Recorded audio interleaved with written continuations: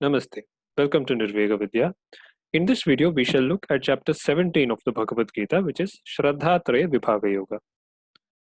Now, it is better to study this chapter along with Gunatraya Vibhaga Yoga because that would provide some sort of a continuity and would also help you understand the concepts in this chapter better.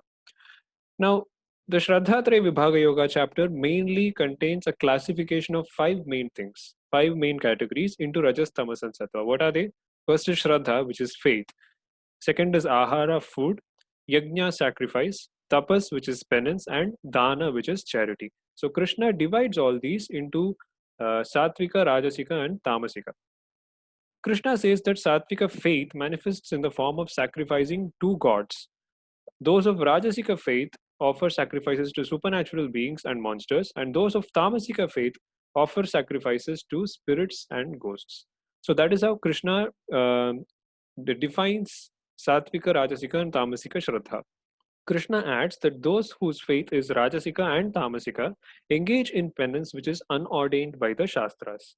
So we've seen that in the previous chapter, which was Daivasura Sampat Vibhaga Yoga, Krishna concludes by saying that he asks Arjuna to take the Shastras as his guide to determine what to do and what not to do.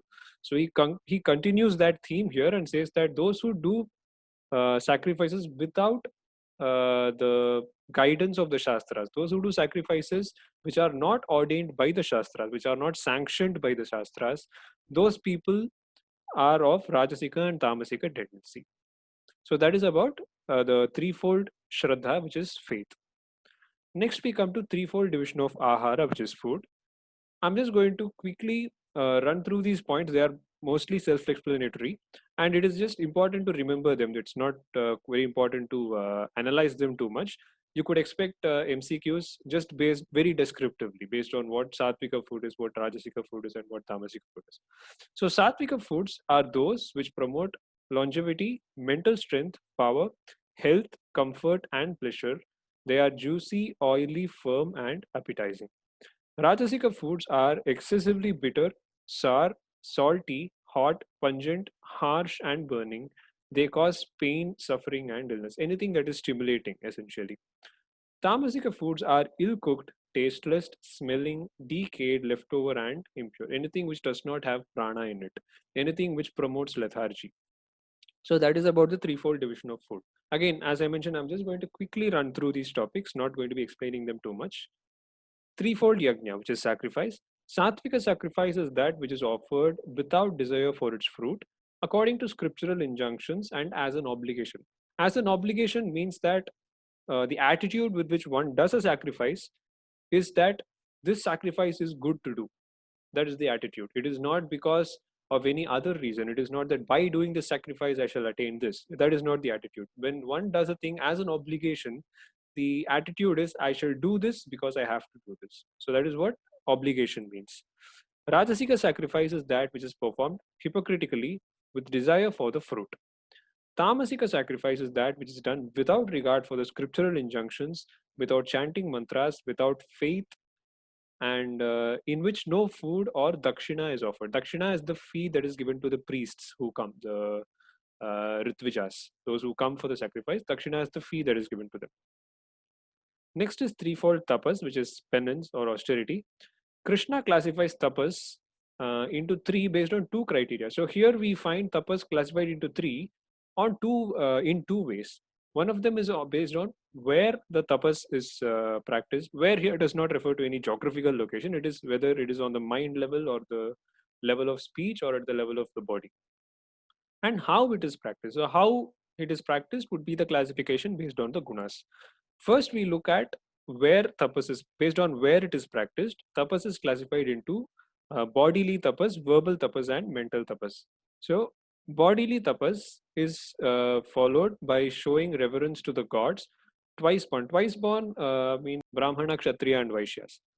So they are called the Dvijas. So here it does not necessarily have a casteist implication to it. It is not to say that these people are superior. These castes are superior. We will be seeing that in the 18th chapter how Krishna defines the varnas. It is not based on birth, so that is not the implication here. When he says that respect for the dvijas, what he tries to mean is that those who are qualified people, those who are who have good qualities, they have to be respected. Teachers and wise people, cleanliness, guilelessness, straightforwardness, continence, and non-violence. So these are the ways in which bodily tapas is undertaken. Verbal tapas is undertaken through speech which is inoffensive, truthful, pleasing, and good, and habitual reading of scriptures. Mental tapas is practiced by following mental calmness, gentleness, silence, self control, and emotional purity. So, this is the threefold division of tapas based on where it is practiced. Next, we come to the threefold division of tapas based on the trigunas. Satvika tapas is that the practice of bodily, verbal, and mental penance with supreme faith without expectation of reward. So, Satvika tapas is merely the practice of the previous three tapasas that Krishna had mentioned, bodily, verbal, and mental, without expectation of any reward and with supreme faith. So that is Satvika tapas. Rajasika tapas is performing penance hypocritically to win respect, honor, and reverence. It is uncertain and fickle. It is uncertain and fickle because it does not guarantee any results because of the way in which it is done. Tamasika tapas is penance performed obstinately without discrimination, which tortures the self and injures others. So that is the threefold classification of tapas. Finally, we have the threefold classification of dana, which is charity. Satvika charity is that which is made obligatorily at the right place and time to a deserving person who cannot repay the favor. Again, we find the word obligatorily, which means the charity is done because it is good to do the charity. That is the attitude. There is no expectation of it. There is not even a sense that I am a good person for doing this charity and therefore I should do it. It is not that. It is just obligatory. An obligation is that which demands its execution for no other reason. So that is Satvika charity. Rajasika charity is that which is offered unwillingly with expectation of a return and with an eye on some advantage. Suppose by doing this charity, a person could think that, okay, people will think good about me. He might not be expecting a return directly from the person to whom he gives the charity, but he could be expecting other people to look at him in a particular way because of doing charity. So that is what it means when Krishna says, with an eye on some advantage. Tamasika charity is that which is improperly and insultingly offered at the wrong place and time to undeserving people. So that is the threefold division of dana or charity. So this chapter mainly concentrates on the threefold division of these five concepts: uh, Shraddha, Ahara, Shraddha, Ahara, Yajna, Tapas, and Dana. So do concentrate on them. Make sure you go through, if possible, go through the original shlokas. They might be helpful when it comes to the NET exam. If you like the video and you found it useful, do consider subscribing to our channel and also share it with whoever you think would benefit from it. Thank you.